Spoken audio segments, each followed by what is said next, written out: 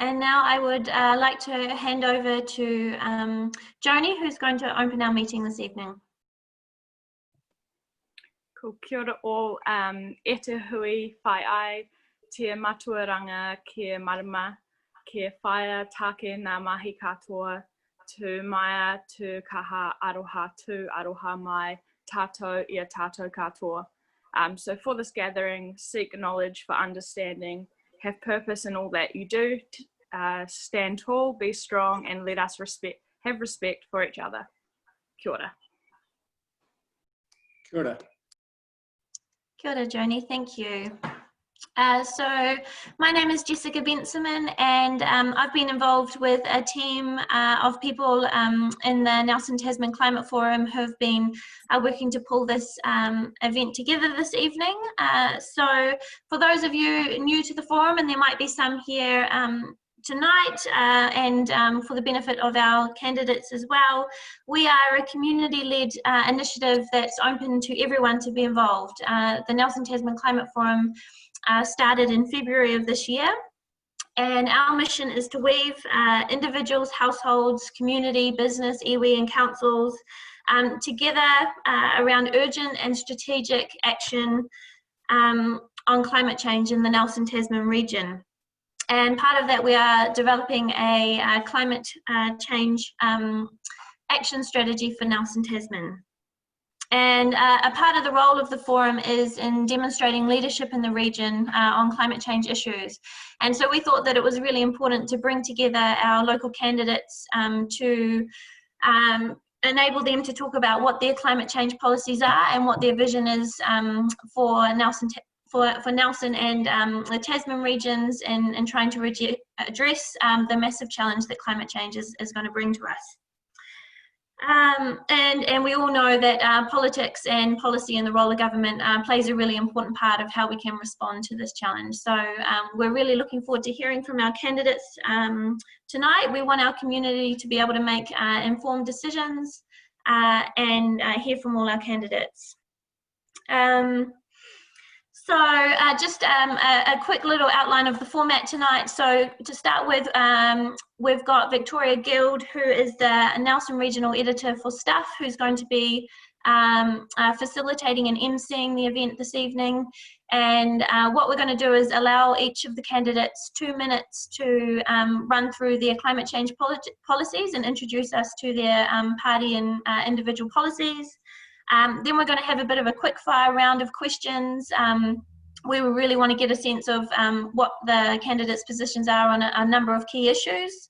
And then we are going to be taking questions from the audience and then being able to relay them back to our candidates here this evening. So what you can do, we don't have a Q&A function, but we do have the chat function.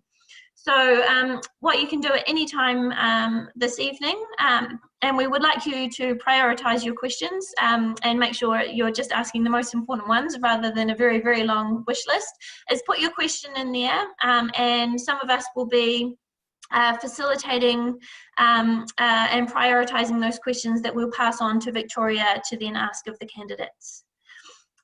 So yes, without any further ado, I'd like to hand over to Victoria, and thank you very much for joining us, and then she'll go through the process of introducing the candidates and starting the event off. Kia ora koutou, thanks Jess. I'm delighted to host this for you guys this evening, and I'm really looking forward to hearing what some of your policies are. Tonight we have Aaron Stallard from the Greens, Bruce Dyer from Progressive Party, Jackie Farrelly from New Zealand First, who's standing for West Coast Tasman, Carl Barclay, who's New Conservative for West Coast Tasman, Mathew Pottinger from Top Nelson, Nick Smith from National in Nelson, Rachel Boyack standing for Labour in Nelson, and Sue Gray from the Outdoors Party in Nelson. As you've heard, each politician or potential politician has the opportunity to speak for 2 minutes and on their party's climate change focused policies. So I will get stuck into that now, less from me and more from them.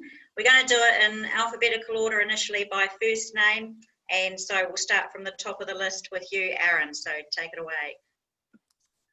Thank you, Victoria, and thank you, my parents, for giving me the name of Aaron so I can start. Kia ora koutou. Aaron Stallard, Green Party candidate for Nelson, and a big thank you to the Climate Forum for hosting this event.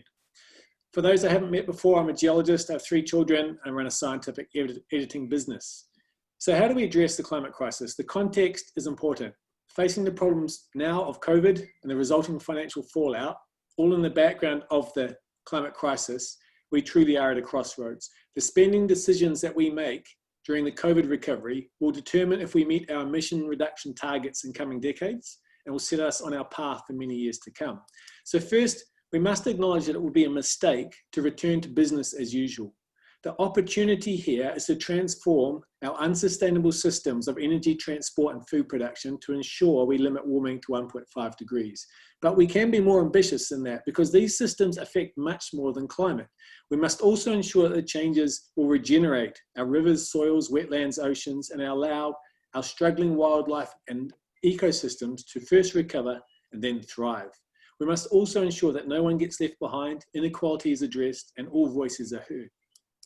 As part of the current government, the Greens have made more progress on tackling climate change in the past 3 years than previous governments over 30 years combined. For example, the Zero Carbon Bill, Climate Change Commission, fixed the ETS, banned new offshore oil and gas, and introduced climate risk reporting for companies. So we're asking people to party vote Greens so we can go further and faster as part of the next government.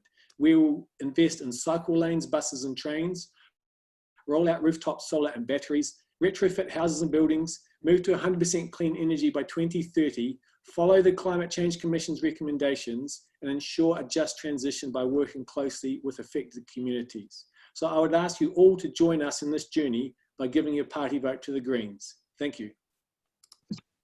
Thank you, Aaron, and great timing there. That's a good example for everyone else to follow. Good on you. Okay, we move next to Bruce Dyer from the Progressive Party.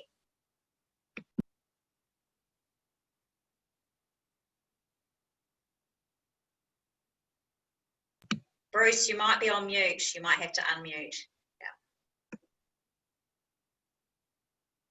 Yeah. Sorry about that. So, kia ora. Bruce Dyer, Progressive Party.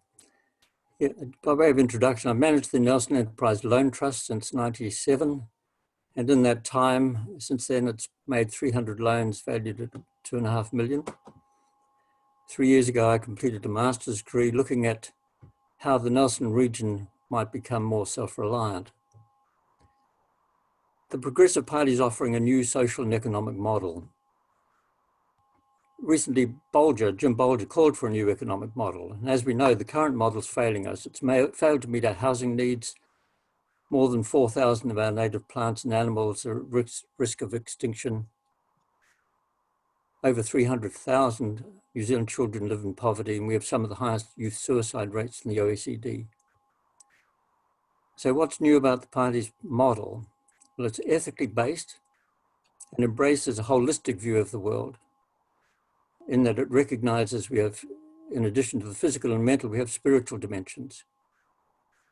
So regarding the climate crisis, you could say we are facing a perfect storm, with methane gases released by the thawing Arctic permafrost compounding already seriously high CO2 emissions. Politically driven denial of the problem by large polluting countries, and a world that's in the throes of economic upheaval due to the pandemic. As to our climate-focused policies, investing in trains and buses to support people getting around by low emission means. Unlike the EU, New Zealand still has no emission standards on vehicles. Progressive Party would regulate the acceptable vehicle emission levels in line with those brought in by the EU. Stop importing non-electric or non-hybrid cars and vans with a view to phasing out internal combustion engine transport. Refit the existing fleet with solar supporting electric propulsion systems.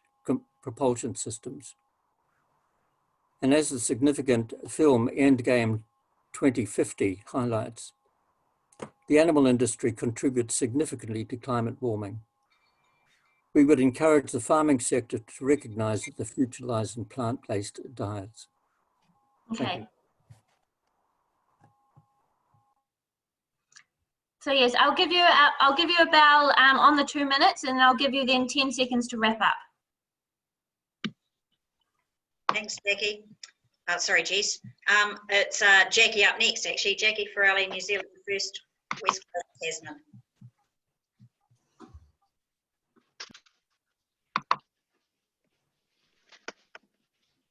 I'm having video problems, so you're going to have to listen to me instead. Sorry. Right, kia ora. I'm Jackie Farrelly, West Coast Tasman candidate for New Zealand First and tiny houser.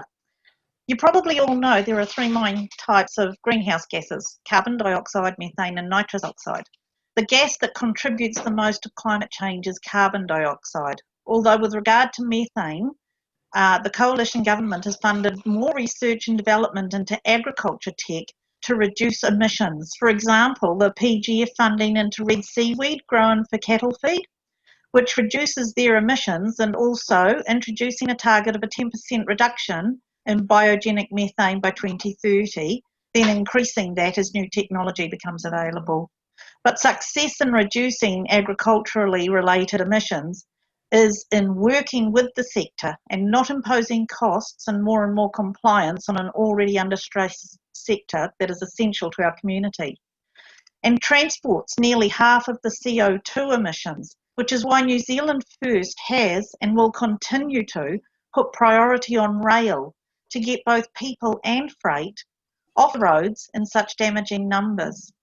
The Billion Trees program is just a launching pad into forestry restoration, including native. For example, the assistance in the Pigeon Valley replanting after the fires. The Billion Trees strategy is one of the target areas for climate change mitigation. And my personal priority is to make a noise about cleaning up oceanic pollution, which affects our major carbon munchers and oxygen producers, the various plankton, phytoplanktons and so on.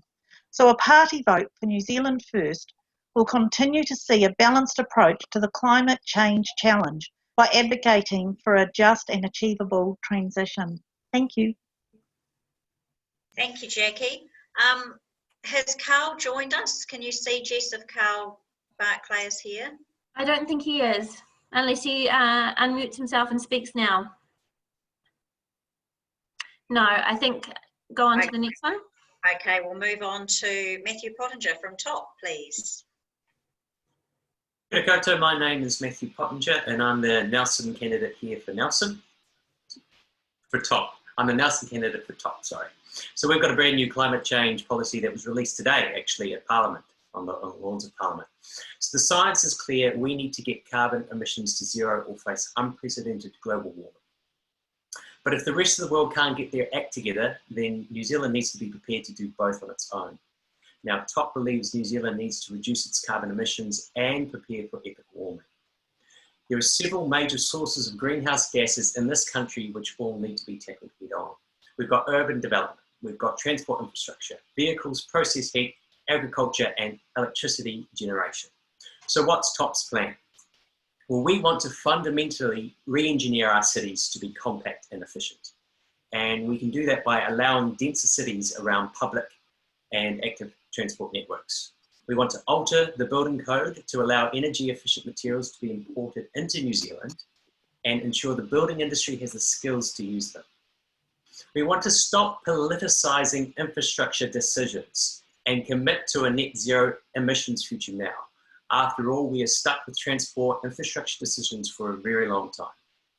We want to double the price of carbon and phase out free credits. So this will incentivize companies to move away from burning coal for process heat, and it will also generate $1 billion per year to reinvest into the rest of our plan. So we want to only use the offsets gained from tree planting for offsetting agricultural emissions. We want to increase investment into initiatives such as planting riverbanks and erosion-prone land in natives.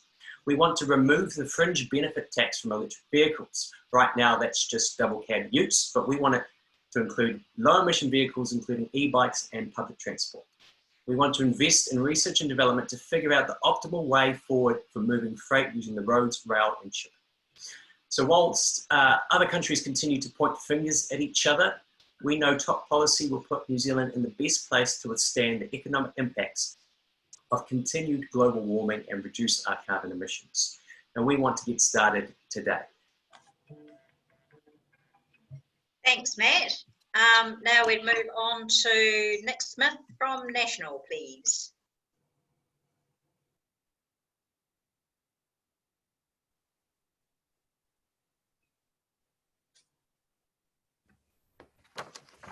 Kia ora, and thanks to Victoria and the Climate Change Forum. It's a critical issue requiring action globally, nationally and locally. Stuff reported last year in an independent analysis that I've raised the issue of climate change in Parliament more than any other MP. Actions that I've taken include implementing the ETS as Minister in 2010, helping set up the Global Research Alliance on Agricultural Emissions, introducing incentives for electric cars in 2012 and electric trucks in 2016, increasing New Zealand's renewables from 65% to 85% when in government, getting 400,000 homes across New Zealand through subsidies insulated, helping work as Minister internationally to secure that important Paris Agreement in 2016, and in 2017, regulating to phase out those very powerful synthetic greenhouse gases in New Zealand. I was also responsible for the 2016 law requiring all rental homes to be insulated by 2019. My most recent involvement has been ensuring that National supported the establishment of the Independent Climate Change Commission. Local activities have included working with the DHB to use landfill gas for its heating in 2011, and working with Fonterra to replace the burning of coal at their Brightwater dairy plant into wood waste. Now, the next steps for climate change is ramping up electric car uptake, and National's policy is to quadruple those numbers by 2023 to 80,000. Locally, we need to phase out coal use for heating at facilities like the hospital and the school. We need to expand renewable energy generation with the likes of the Materia Hydro Scheme, and I'm also keen on hydro being added to the Waimea Community Dam. I'm keen on afforestation projects, particularly where they have got co-benefits for water quality. We've also got important work to do around land planning to help ensure that we have more developments like that one at Betts Car Park in Nelson, involving more urban intensive development. Thanks again for the opportunity. Look forward to your questions. Thanks, Nick. And now we move on to Rachel Boyack from Labour. Kia ora koutou, and my thanks to the Nelson Tasman Climate Forum for organising what is, I think, one of the most important debates that we can have during this election. I have a very clear view that climate change is the most critical issue that we face as a nation, but also globally, and particularly as we emerge from COVID-19, that it is critical that we build back better and ensure that we are investing in the right type of investments and infrastructure that will assist us to address climate change. In terms of my own involvement locally in environmental matters, I have been on the board of the Nelson Environment Centre for the last 2 years, and those of you who know our work will know our particular focus is on waste reduction, and while that has more of an environmental focus, it also plays an important role in terms of things to do with climate change if you consider the amount of methane and other gases that are released from waste going into our landfill. And so we're working really closely with organisations like Ministry for the Environment to reduce particularly amounts of food waste and e-waste that are coming through into the city, and food waste is a particular bugbear of mine. I see two big issues, I guess, around climate change that we need to address. The first is around transport use. I have long been a huge supporter of public transport, and when I lived in Auckland and in Wellington, I didn't own a vehicle, I only used public transport, and that would be my preference in Nelson, would be to only use public transport or a bike. I actually really detest the fact that I now own and use a car. It would be my preference to not do that. And so Labour has increased public transport funding by over 100%. an investment in walking and cycling by over 200%. And we'll continue in that direction to ensure that we're actually not continuing to put more and more cars onto the roads, but actually addressing other forms of transport. We have announced in policy last week that we will be increasing the contestable fund for electric vehicle infrastructure, like the supermarket trucks that are electric, and like the infrastructure that you need to ensure that if you do have an electric vehicle, you have a number of places to fuel up on the way between cities, which is a big issue for us in the region. So I'm sure I'll touch on other topics during questions that come up. So kia ora, thank you. Thank you, Rachel. And now to Sue Gray from the Outdoors Party, please. Kia ora. So I'm Sue Gray. I'm the co-leader of the New Zealand Outdoors Party, and I've got a tertiary qualifications in law and science and environmental management. So I find this whole topic really fascinating. The Outdoors Party has got a big focus on regenerative agriculture and based on the French 4x1000 model. So the purpose of that is to put the carbon back into the soil. And the benefit of that is you have thriving soil. The carbon is where it belongs, which is in the soil rather than the air. But the thriving soil grows nutritious food and healthy people, so healthy communities. We're also very keen on banning 1080, and that's directly relevant because one of the breakdown products of 1080 is methyl fluoride, which is a greenhouse gas, depending on the environment it's in. We are very keen on innovation. So, for example, hemp products, use hemp building and that type of thing.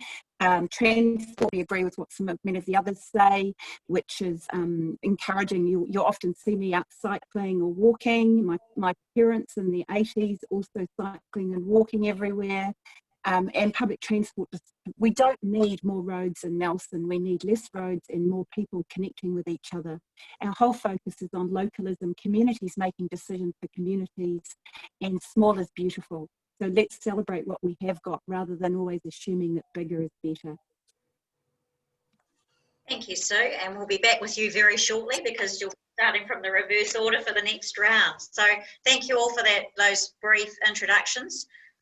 We're now going to the quick fire round of questions, the yes/no round with a short explanation. So I'll start off with you, Sue. The question is 100% renewable by, and can you give a date of when you think we would be able to achieve that? No, I can't give a date, but I would just say as soon as we possibly can. If we focus on it, we can do anything. Okay, thanks, Sue. And Rachel? We've announced we will get to 100% renewable energy by 2030. So we've moved, our policy that we announced last week is to move the target from 2035 to 2030. Great, thank you, Rachel. Nick? Nick, you're on mute still. Nick, you're still on mute.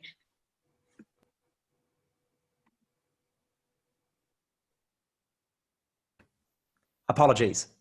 National lifted it by 20% to 65 to 85. The Climate Change Commission says that 100% is not realistic, and so our target is that 90% figure. Have you got a date for when that might be by? Not off the top, Victoria, sorry. Thanks, Nick. Matthew? Yep, the experts are telling us that that's not the low-hanging fruit that we should be focusing on. We should be focusing on other areas and then getting to 100% renewal after that point. Thank you. Jackie?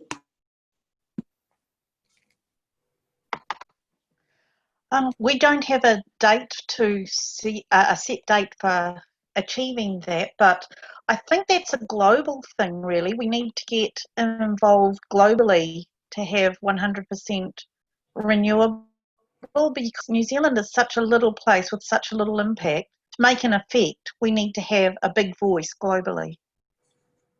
Thank you, Jackie. Bruce?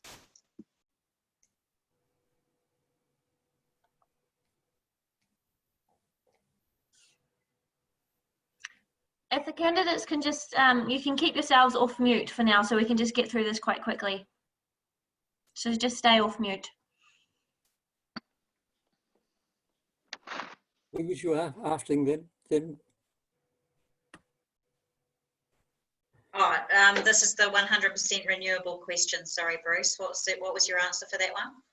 Okay, well, it's a little bit like being rodent-free. It's something of an imponderable, and becoming 100% renewable is a daunting prospect. But I'm guided by the indications that being 90% is probably more realistic, and something in the between 2030 and 2040 would be realistic. Okay, thank you, Bruce. And Aaron? Yeah, 2030 for the Greens. Okay, thanks, Aaron. And back to you again, Aaron, for a tax on high emission vehicles, yes or no? Yes. Yep. We probably only need to give a yes or no for that one. There's not really an explanation needed, is there? Bruce? Yes, that's one of the things that I'd already mentioned is being called for. Jackie?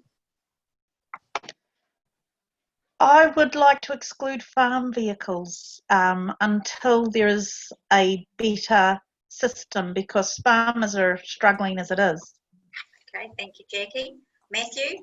Yeah, we want to make sure the incentives are right, so that is certainly a lever we can use. Thank you, Matthew. And Nick? No, unfair on people who sometimes have good reason for a large vehicle. Thank you, Nick. And Rachel? Still to release some of this policy, but as I said, we do want to incentivise electric vehicles, and one of, as I mentioned earlier, is that contestable fund that will help put the infrastructure in place for vehicles that don't emit. So no policy on this from us yet, but watch the space. Thanks, Rachel. Sue? We're fine with incentives, but we prefer even that people walk, cycle and use public transport.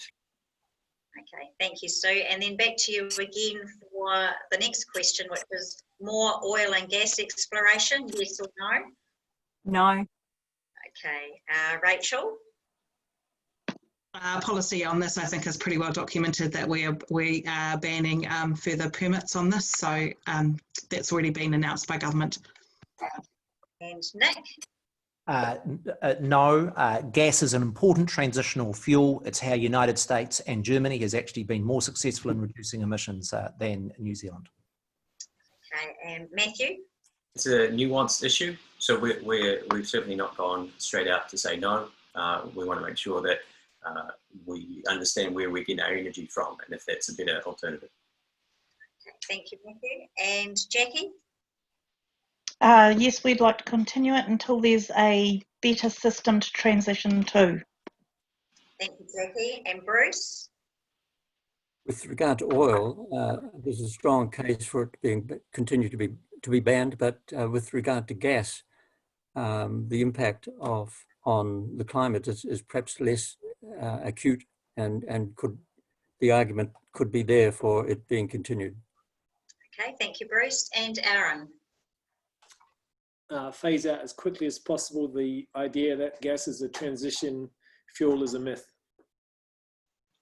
Thank you, Aaron. And back to you again for the next one, which is, should agriculture be in the ETS? And if yes, by when? Well, currently, if progress is not made in reducing emissions, then yes, it should be in the ETS, and that's by somewhere between 2023 and 2025. Thank you. Bruce? Yes,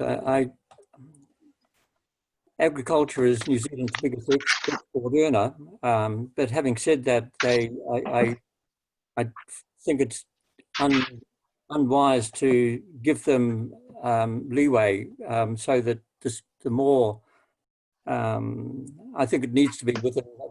We think it needs to be within the ETS. And Jackie?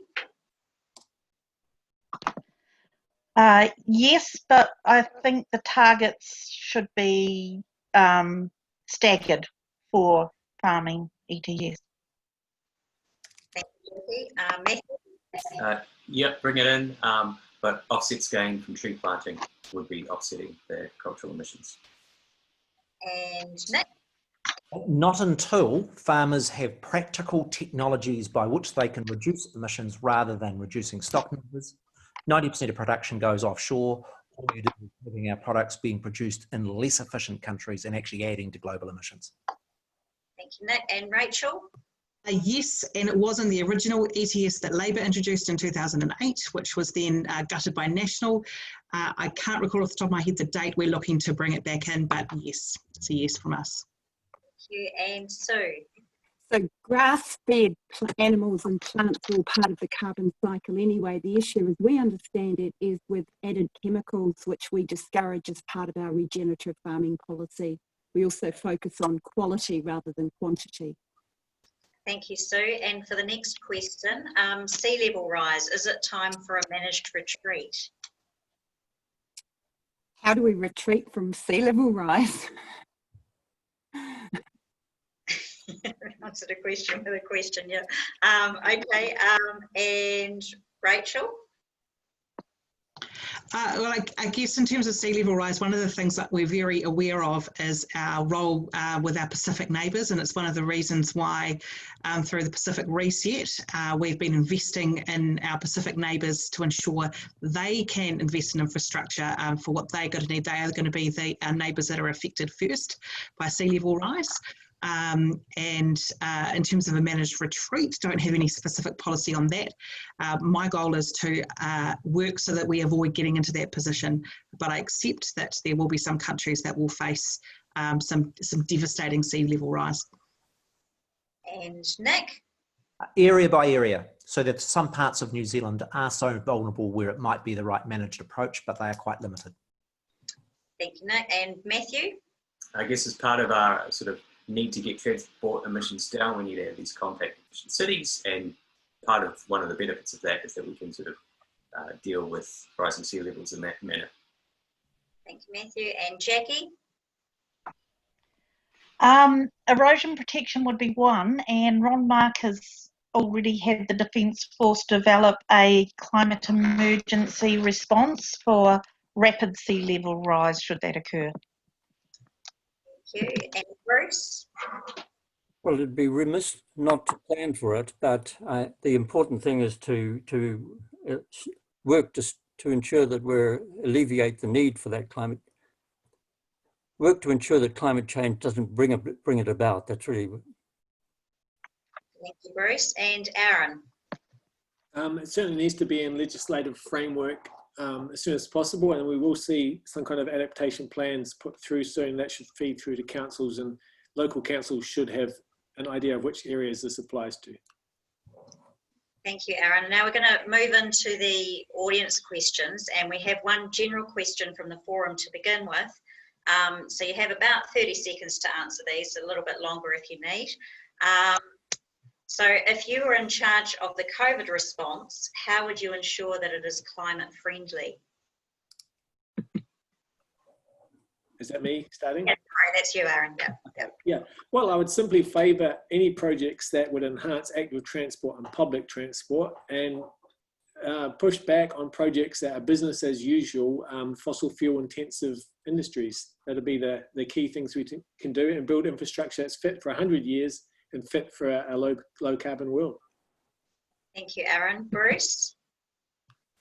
I'm sorry, can you repeat the question? Yes, I can. Just a moment. It is, if you were in charge of the COVID response, how would you ensure it is climate friendly?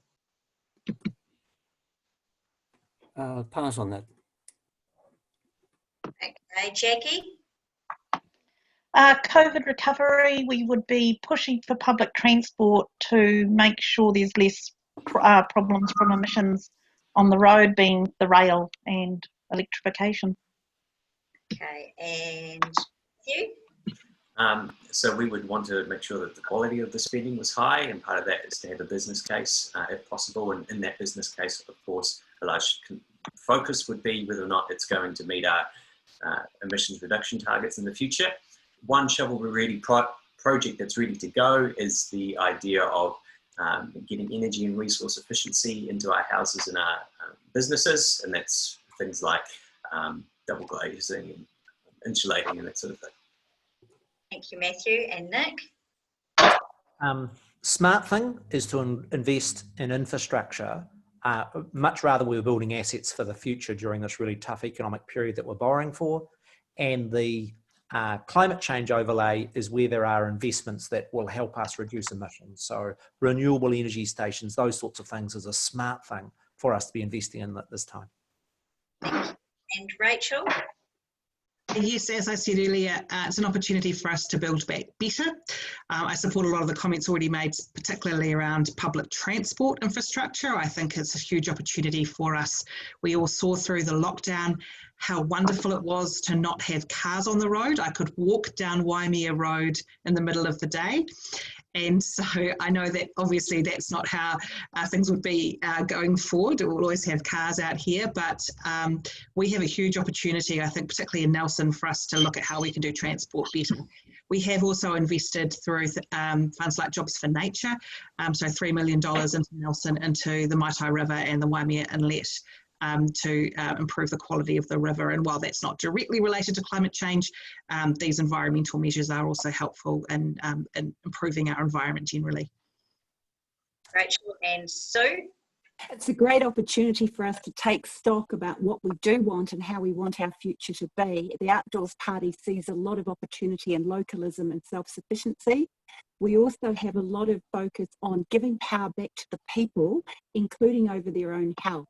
So enhancing our own immunity with sunshine, the outdoors, vitamin, healthy foods, regenerative farming. So all of our policies are holistic and come together in this respect. Thank you, Sue. I do now have one more quite quick question again in between the longer ones, which was added into the quick fire round. Are Nelson Tasman's congestion issues due to modes of transport other than cars not being as attractive? If you want to start there, Sue. Yeah, again, we're opposed to the urban sprawl and including in the Maitai. We encourage further development in Nelson to be considered, so mindful development, and probably more intensified in the city, where people can walk, use bicycles and public transport. The idea of just everybody in one person, one car has no future for so many reasons. Okay, thanks, Sue. Rachel? Yes, I've long been a supporter of public transport being more accessible. If I miss the bus into town, I have to wait an entire hour. In other cities, it's only 10, 15 minutes if you miss the bus. So we need to make the buses more frequent. It's great. We now have an integrated ticketing system with the B card, and that's also brought the cost down. And then we also need to ensure we've got good loops looping into those main networks. I love using the bus, and I've seen examples of when Nelson City Council has put free buses on for events and sat near people who have said, hey, I've never used a bus before, never actually been on one in Nelson, and this is really great. And so we need to be incentivising through free bus days to events and encouraging people to actually try it and find that they actually might really enjoy the peacefulness, I guess, of not having to worry about driving your car and being able to check your emails and listen to music while you're driving into town. So for me, I've been banging on about public transport for years, and I'm going to keep doing it because I think Nelson needs a lot more of it. Thanks, Rachel. And Nick? Whether it's be exports or population, our region is growing and your transport infrastructure needs to grow with it. Public transport will be part of it and it's growing, but it's only part of the solution. What we're going to drive down the roads is going to radically change. For instance, my own electric car that I've had now for more than 11 years. But actually, building our roading infrastructure is actually part of what we need to be able to address just the growing population that wants to live in our Nelson Tasman region. Thanks, Nick. And Matthew? Yep. Funding of transport infrastructure should at least come partly from congestion charging. Congestion charging not only raises money, but it also reduces demand on the infrastructure, requiring less to be built, as in we don't need more roads. And this is a great way to reduce our reliance on petrol levies as they fall. Thanks, Matthew. And Jackie? Yeah, with the rate that Tasman and Nelson is growing, you need a more active public transport system, so I'd be advocating for that. Thank you, Jackie. Bruce? The Progressive Party believes that businesses that are offering essential services, including buses, would be cooperatively owned. And that would mean that rather than being totally driven by profit needs, we'd have community needs taken more fully into account. So that would be a dimension that I see would be an advantage in this region, because suburban buses, it's privately owned, it's run for a profit solely. So that would be a significant shift that would benefit the community, I believe. And secondly, as far as the cycling is concerned, just increasing the number of cycleways, the prospect of, it concerns me a lot that the possibility of the cycleway that comes up through St Vincent Street and through to the airport area could be at risk. It makes a lot of sense and facilitates the interest of people using bikes if those cycleways are protected and enhanced. Thank you, Bruce. And Aaron? Yeah, so private cars are the most damaging form of transport in many ways, and yet they're also the most convenient and fastest commonly. So yes, we need to make changes so that buses are faster and cheaper than owning a car, and that cycling is enhanced, public transport is enhanced, and there are many better solutions than building more roads. Okay, thanks, Aaron. We'll stick with you for the next audience question, which is, how do you propose to achieve the first 10% cut in national transport emissions under the Net Zero by 2050 bill? Well, that will come from a whole range of policies. For example, passenger rail between cities, buses cheaper and faster than travel by cars, just said, cycleways, pedestrianising city centres, enhanced EV uptake, pushing back against business as usual projects that rely on fossil fuel use. So there'll be incentives, so when people go from one place to another, they say, the bus or the bike is actually much better and cheaper than the car. So it'll come from a range of different policies. Thanks, Aaron. And Bruce? Electrifying the fleet would be a major move in that direction. Thanks, Bruce. And Jackie? What the other two have just said, that lines up perfectly with what we think. Okay, thanks, Jackie. Matthew? Yep, so removing the fringe benefit tax of low emission vehicles and the fuel efficiency standards that come with that, and also our approach to building density will mean that indirectly by reducing vehicle kilometres, we can get those transport emissions down. Thank you, Matthew. And Nick? The big advantage that New Zealand has is because we have renewable electricity. Unlike Australia, for instance, where burning coal to do electric cars actually makes the problem worse, is for us to expand there. Actually, the numbers show that National was more successful than this government in growing electric cars, announced that policy to get to 80,000 vehicles, a quadrupling by 2023.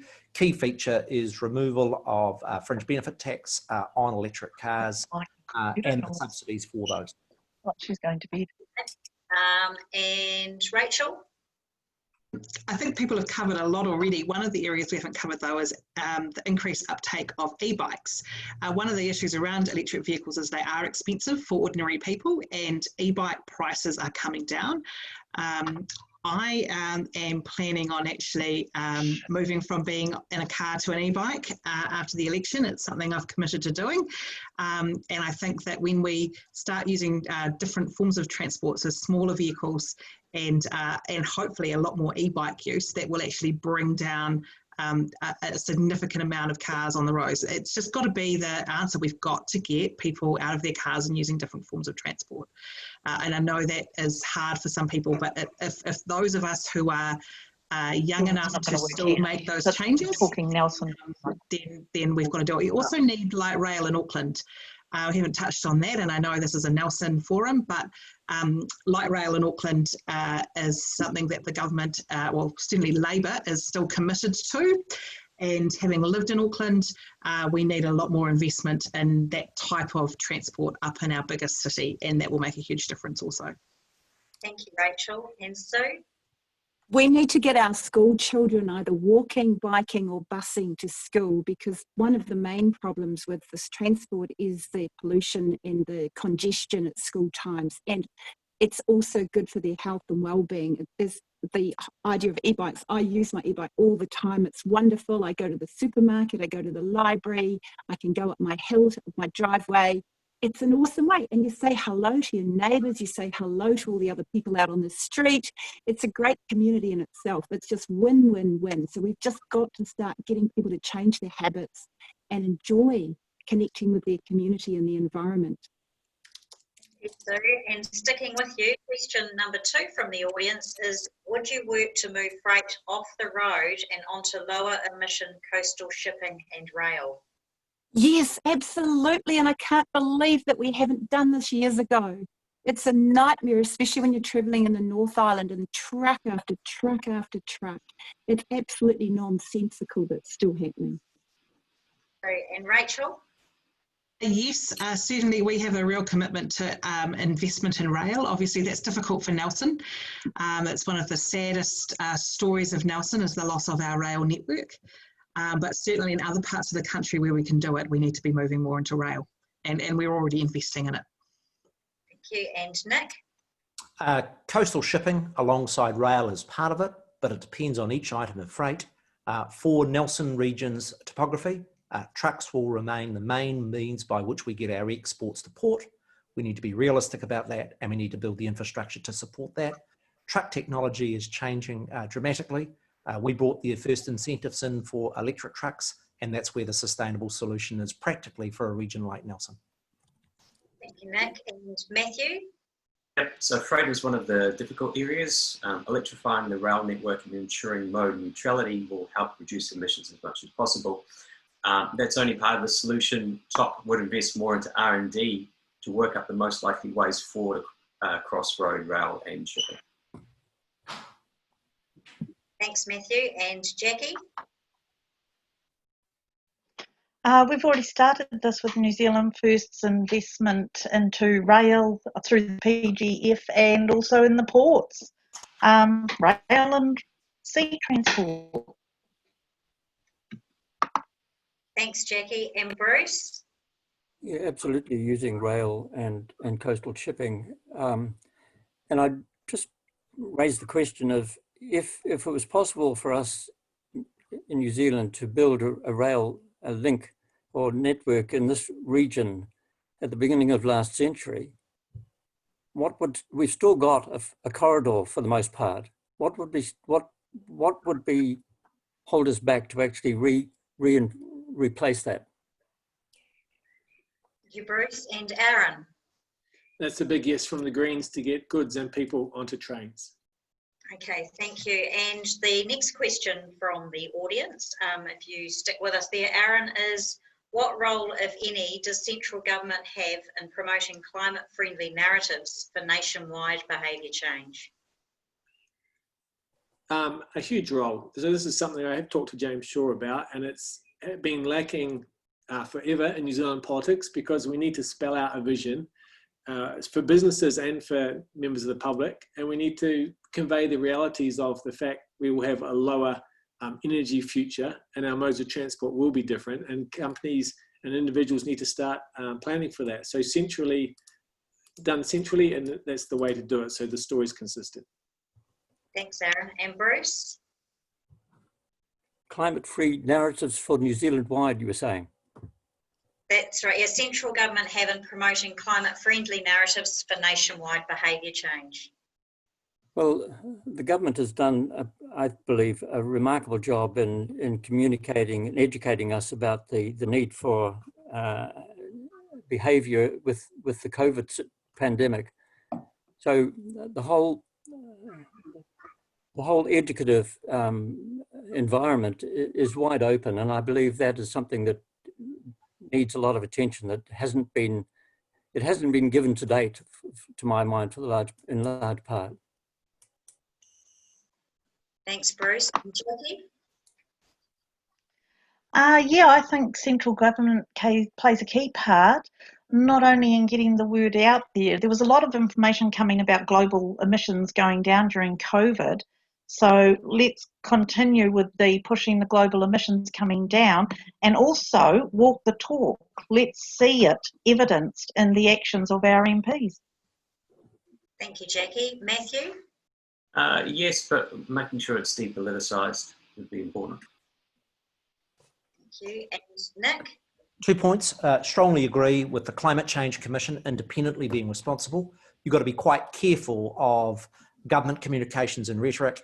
For instance, this government has talked a really big game on climate change, but the official figures from the Ministry for the Environment show that emissions both in 2018 and 2019 went up and actually were increasing faster than what they were in the previous national government.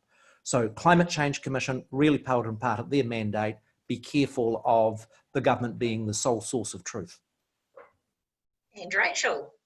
I think there's a huge opportunity here for how we communicate around climate change. I look at some of the initiatives we've had around Enviro schools, for example, and the work that they do. And, you know, I've seen how some of our young people are very well educated on issues to do with both the environment and climate change, and compared to, say, where my generation was.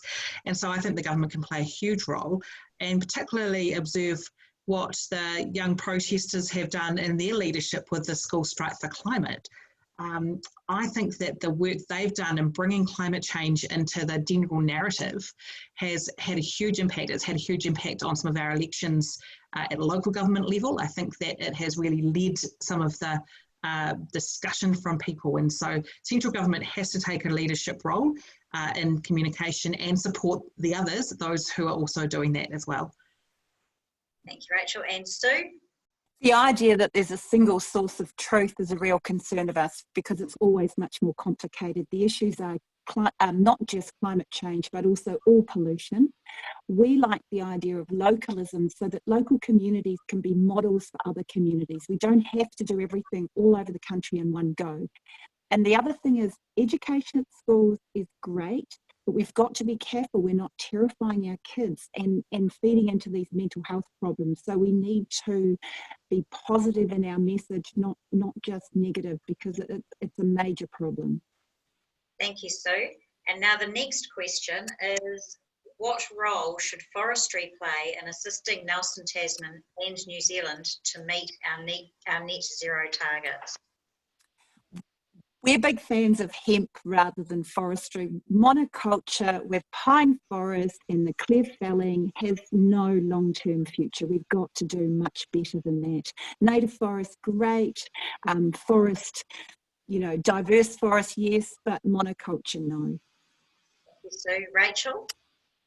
Obviously, we've invested in Nelson Tasman through the 1 Billion Trees program, and I just want to acknowledge our coalition partners and Confidence and Supply partners, both New Zealand First and the Greens, who've also played a large role in some of that work. I know one of the challenges is the type of trees being planted, and we certainly do want to see as much of the planting being native as possible, and we need to continue with that work program in order to actually get as much planting as we possibly can. And just in the COVID response, there actually has been some funding into this region through that 1 Billion Trees program. Thanks, Rachel. And Nick? The Parliamentary Commissioner for the Environment rightly produced a report recently saying that trees long-term do not solve the answer of getting emissions down. So they are only a short-term buy some time, and I think there is an excessive dependence. There are places where planting trees have co-benefits for water quality and other things, but we should not, and in my view, historically in climate change policy, there's been an excessive influence and belief that forestry is the way out of this global challenge. Thank you, Nick. And Matthew? Yeah, as the price of carbon rises, people will simply buy sheep and beef farms and convert them to pine plantation forestry. And we're the only country in the world that allows unlimited forestry offsets. As mentioned by Nick, instead we should be using trees to offset agricultural emissions. Thank you, Matthew. And Jackie? Yes, well, as mentioned previously, the Billion Trees strategy, but one of the things that needs to be mentioned around the commercial forestry is that we can't look at it short term. You can't just grow them and chop them down. You need to do the replanting and the continuation, so it's a consistent and continuing thing. Thanks, Jackie. And Bruce? There's definitely a place for pine, or at least, beg your pardon, for forestry, but repeated pine plantations damages the soil. You know, the soil after one or two rotations is practically worthless. And that brings the issue of ownership of such industries. Again, I mentioned earlier that the Progressive Party would see essential industries being operated as cooperatives, incentivized to become cooperatives, so rather than being totally profit-driven and interested in the single bottom line, the economic bottom line. So those qualify the support for additional planting. Thank you, Bruce. And Aaron? Yeah, look, the solution here is a retreat back from bad practices to the original ecosystem. So limited gains to be made in planting pines, but many gains to be made by planting natives, for example, on sloping land adjacent to water bodies and so on. But emissions reductions is the way to tackle it. Sequestration by forests and so on is on its own, it doesn't really stack up. Thanks, Aaron. And now we're pretty much out of time for any more questions, but I'd like to give each of you the opportunity just to make a closing comment before we close off the session. So Aaron, if you'd like to make a closing comment, please. Yeah, we're at a time where we have to be a bit brave and have vision and accept that our lives will change in the coming decades, but we have to all move together and embrace that and reimagine our world and not be fearful of that and move together. Thank you, Aaron. And Bruce? Yeah, thank you for the opportunity to speak tonight. The Progressive Party is singular about the need for an alternative and holistic social and economic model. At the moment, the profit-driven market model is failing us. So it's important, I believe, that what we're offering is a significant variation on the business as usual, or a way of moving away from business as usual. And just finally, voting for Bruce Dyer, Progressive Party in Nelson, doesn't mean that you can't put your party vote for another party. Thank you. Thanks, Bruce. And Jackie? Well, I think people would be surprised how green New Zealand First actually is. We're really passionate about the environment, but we also are passionate about having realistic steps in place to transition us through to that ideal zero carbon economy. Thanks, Jackie. Matthew? Yeah, our sort of relationship with housing plays a role in this, and you know, in terms of the way we currently do it is just sprawl like crazy, and we need to fix housing and the sort of social injustice associated with that alongside this. And TOP is the only party that has a very comprehensive plan to actually address our obsession with housing and the way that we sprawl across our countryside. Thanks, Matthew. And Nick? Well, climate change is the biggest, toughest issue of our generation, and it's going to transcend governments and countries around the world. But the best way is in terms of us, and we've done significantly better than countries like Australia and the United States because we have politically worked together. The big step forward in this term of Parliament is setting up that Climate Change Commission. The next step is making sure that we work to those budgets and implement the policy that will deliver on that act that Parliament passed this term. Thanks, Nick. And Rachel? Look, you'll all recall Jacinda Ardern saying at the last election that climate change is this generation's nuclear-free moment. And I fully endorse that comment. It is the biggest issue that our globe faces. I have 11 nieces and nephews, and for me, it's critical that we make decisions as governments, as businesses, as communities, and as individuals to support a reduction in climate change emissions. So my commitment is to put this at the top of the list in terms of the big crunchy issues that we face. And we do need to start coming up with new solutions to some of the challenges. Like, for example, in Nelson Tasman, we have a huge issue around transport. We can't keep coming up with the same ideas we've had for the last 30 years. We need different ideas to address transport congestion in Nelson. Thank you. Thanks, Rachel. And Sue.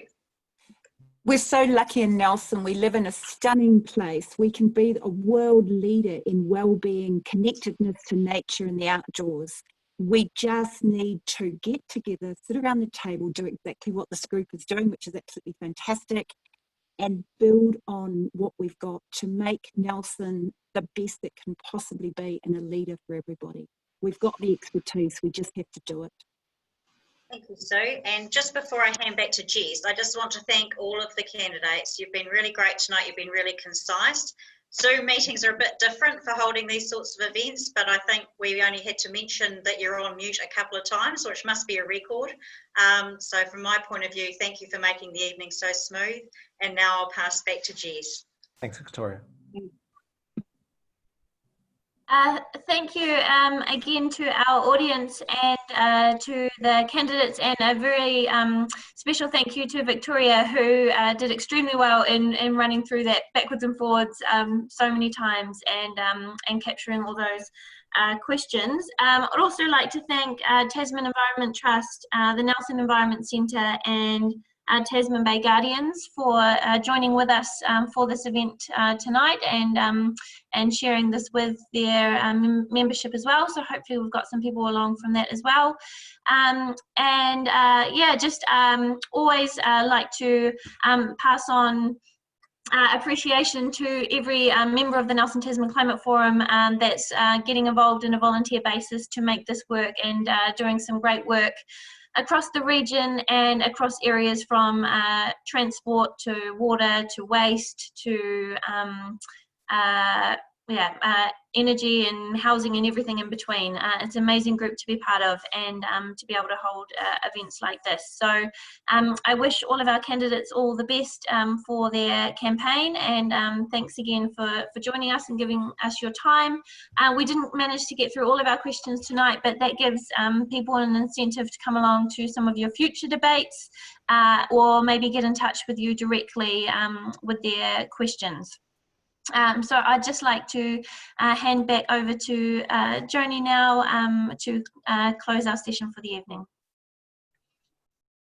Cool, kia ora, Jess. And I just want to say kia ora as well to all the candidates for taking your time to speak with us, and especially after a busy day, after another candidates meeting. So I really appreciate that. But we'll finish now. Kia tau tō rangi Māori e, kia runga e ngā iwi o te ao. So let your peace reign on all the people of the world. Kia ora. Kia ora. Kia ora. Thank you. Thank you.